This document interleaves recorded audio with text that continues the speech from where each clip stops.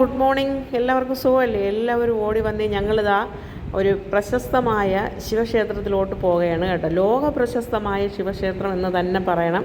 അങ്ങനെ ക്ഷേത്രത്തിലേക്ക് പോകാൻ വേണ്ടി പോയി ഓട്ടോയിൽ ചെന്ന് ക്ഷേത്രത്തിൻ്റെ ഫ്രണ്ടിൽ ഇറങ്ങി. അവിടെ ഇതേ വണ്ടിയൊക്കെ പാർക്ക് ചെയ്യാനായിട്ട് ഇഷ്ടംപോലെ പാർക്കിംഗ് ഏരിയയാണ് കേട്ടോ. പാർക്കിംഗ് ഏരിയ ഇവിടെ ഇഷ്ടംപോലെ വിദേശികളൊക്കെ വരുന്ന സ്ഥലമാണ്.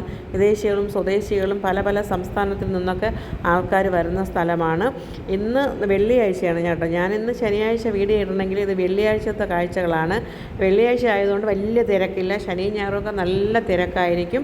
പിന്നെ അതേപോലെ തന്നെ അവധി സമയങ്ങളിലൊക്കെ ഭയങ്കര തിരക്കുള്ള ഒരു ക്ഷേത്രമാണ്. ഞങ്ങളങ്ങനെ അകത്ത് കയറി ഭഗവാനുള്ള കുവളമാലയും എണ്ണയും തിരിയും ഭസ്മവും എല്ലാം വാങ്ങി അത് കഴിഞ്ഞ് നമ്മൾ അകത്ത് കയറി ഭഗവാനെ ദർശിക്കാൻ പോവുകയാണ്.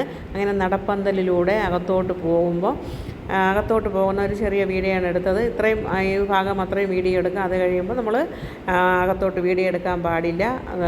ഇതാണ് ശ്രീകോവിലിനകത്തോട്ടുള്ള പ്രവേശന കവാടം. ഇതാ ഇവിടെ നന്ദി ഇവിടെ ഇരിപ്പുണ്ട്. അത് കഴിഞ്ഞ് ഞങ്ങൾ ക്ഷേത്രത്തിലൊക്കെ കയറി പൂജയൊക്കെ ചെയ്ത് അർച്ചനയൊക്കെ നടത്തി അതിനുശേഷം ഞങ്ങൾ പുറത്തിറങ്ങി ആണ് വീഡിയോ ഒക്കെ എടുക്കുന്നത്. അവിടെ പോയിട്ടുള്ളവർക്കൊക്കെ അറിയാം കേട്ടോ. അതിപ്രശസ്തമായ ക്ഷേത്രമാണ്. അവിടെ അച്ഛനും മക്കളും അമ്മയും എല്ലാവരും ഉണ്ട്. ബ്രഹ്മാവും വിഷ്ണുവും മഹേശ്വരനും എല്ലാവരും ഉണ്ട്. അവിടെ ശിവലിംഗത്തിനാണ് ഏറ്റവും കൂടുതൽ പ്രാധാന്യം. ശിവലിംഗം കാണാൻ വേണ്ടി വരുന്ന ജനങ്ങൾക്ക് ഒരു കണക്കില്ല കേട്ടോ. അത്രയ്ക്കും വേണ്ടി ആൾക്കാരാണ് ഈ അവധി ദിവസങ്ങളിൽ ശിവലിംഗം കാണാൻ വരുന്നത്. നമ്മളും ശിവലിംഗം കാണാൻ വേണ്ടി കയറി. ശിവലിംഗത്തിൽ ആദ്യം കാലെടുത്ത് വയ്ക്കുമ്പോൾ തന്നെ നമുക്ക് ജലധാര നടത്താം. നമുക്ക് സ്വയം തന്നെ ജലധാര നടത്താം. അങ്ങനെ ഞങ്ങൾ ജലധാരയൊക്കെ നടത്തി ശിവലിംഗത്തിനകത്ത് കയറി. ഞങ്ങൾ ആദ്യം കയറുന്നത് പൊക്കിൾക്കൊടി ബന്ധത്തിൽ നിന്നാണ് തുടങ്ങുന്നത്. അവിടെ നിന്ന് തുടങ്ങി 7 തട്ടുകൾ കയറി ചെല്ലുന്നത് കൈലാസത്തിലാണ്. അവിടെ ഉണ്ടാവും നമ്മുടെ ശിവഭഗവാനും പാർവതി ദേവിയും ബാക്കി അവരുടെ പിൻഗാമികളും എല്ലാവരും അവിടെ ഉണ്ടായിരുന്നു.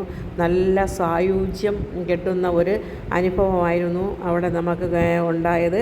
എനിക്കങ്ങനെ തോന്നി. എനിക്ക് സത്യം പറഞ്ഞാൽ കരയണോ എന്ത് ചെയ്യണമെന്ന് അറിഞ്ഞുകൂടാ. മനസ്സൊക്കെ നിറഞ്ഞു പോയി കേട്ടോ. ഒരുപാട് കാലങ്ങൾ അനുഭവിച്ച ദുഃഖങ്ങളെല്ലാം അവിടെ ഓരോ പടികൾ ചവിട്ടുമ്പോഴും അവിടെ അവസാനിപ്പിച്ച് ഇറങ്ങുന്നതായി എനിക്ക് തോന്നിയതാണ് ശിവലിംഗവും അതിനോട് ചേർന്നുള്ള കൈലാസവും വൈകുണ്ഠവുമാണ് കേട്ടോ. അത് വൈകുണ്ഠം താങ്ങി നിൽക്കുന്നതാണ് നമ്മളെ ഹനുമാൻ സ്വാമി. കൈലാസത്തെയും വൈകുണ്ഠത്തെയും താങ്ങിയാണ് ഹനുമാൻ സ്വാമി നിൽക്കുന്നത്. അങ്ങനെ ഞങ്ങൾ കൈലാസത്തിലൊക്കെ കയറി കേട്ടോ. വൈകുണ്ഠം വഴി കൈലാസത്തിൽ പോയിട്ടാണ് നമ്മൾ വൈകുണ്ഠത്തിലെത്തുന്നത്. നമ്മൾ പൊക്കിൾക്കൊടി ബന്ധത്തിൽ നിന്നാണ് തുടങ്ങുന്നത്. ഓരോ തട്ട് പോകുമ്പോഴും നമ്മളിങ്ങനെ പടവുകൾ കയറി ചെല്ലുമ്പോഴും ആദ്യം കാണുന്നത് നമ്മളുടെ പൊക്കിൾക്കൊടി ബന്ധമാണ്. അത് കഴിഞ്ഞ് നമ്മളെ വയറ് ഹാർട്ട് ഇങ്ങനെ 7 തട്ടുണ്ട് കേട്ടോ. 7ാമത്തെ നിലയിൽ തട്ടിൽ ചെല്ലുമ്പോഴേക്കും ഏറ്റവും മുകളിലാണ് കൈലാസനാഥൻ ഇരിക്കുന്നത്. അവിടെ ഒരു കൈലാസം തന്നെയാണ്. കുളിരുകൊണ്ടും തണുപ്പ് കൊണ്ടും ഭഗവാന്റെ സാന്നിധ്യം കൊണ്ടും അവിടെ നല്ല കുളിർമയാണ്. അത് കഴിഞ്ഞ് നമ്മൾ പുറത്തിറങ്ങി ഹനുമാൻ സ്വാമിയുടെ നെഞ്ചിലൂടെ ചവിട്ടിയാണ് നമ്മൾ വൈകുണ്ഠത്തിലേക്ക് പോകുന്നത്. ഇതാ വൈകുണ്ഠമാണ് കാണുന്നത്. വൈകുണ്ഠത്തിൽ പോകുമ്പോൾ ആദ്യം നമ്മൾ ദേവിമാരുടെ സാന്നിധ്യമാണ്. അതായത് നമ്മുടെ ലക്ഷ്മിയുടെ ഒരുപാട് അവതാരങ്ങൾ അവിടെയുണ്ട്. ലാസ്റ്റിൽ നമ്മൾ അവിടെയും 7ാം തട്ടിലെത്തുമ്പോൾ താഴത്തെ തട്ടിലെത്തുമ്പോഴേക്കും അവിടെ വൈകുണ്ഠത്തിൽ നമ്മളുടെ അനന്തപത്മനാഭൻ പള്ളി കൊള്ളുന്നതുണ്ട്.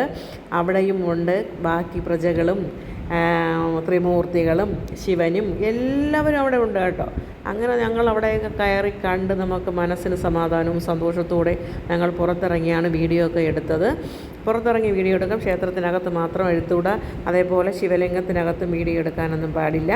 അവിടെ വീഡിയോ ഒന്നും കയറ്റൂല. നമ്മളെല്ലാം പുറത്ത് വെച്ചിട്ട് തന്നെ പോവേണ്ടത്.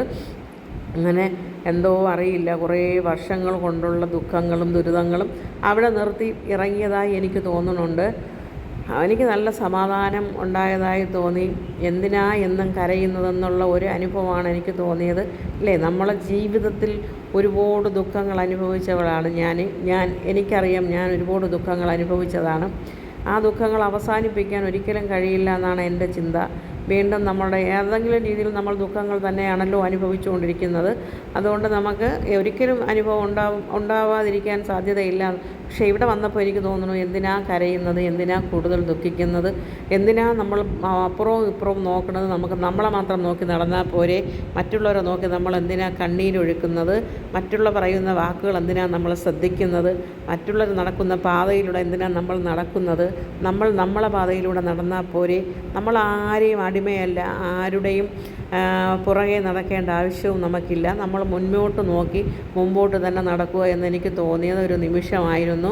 അങ്ങനെ എനിക്ക് വർഷങ്ങൾ കൊണ്ടുള്ള പോകണം എന്നാഗ്രഹിച്ചിട്ടും എനിക്ക് ഇന്നാണ് എന്നെ ശിവഭഗവാൻ അവിടെ ചെല്ലാനും അദ്ദേഹത്തിൻ്റെ നെറുകയിൽ നമുക്ക് ജലധാര നടത്താനും അവിടെ കയറി ഭഗവാന്റെ കൈലാസത്തിൽ പോകാനും വൈകുണ്ഠത്തിൽ പോകാനും കഴിഞ്ഞതിൽ എനിക്ക് ഭയങ്കര സന്തോഷമാണ്. എല്ലാവർക്കും താങ്ക് യു. Good morning.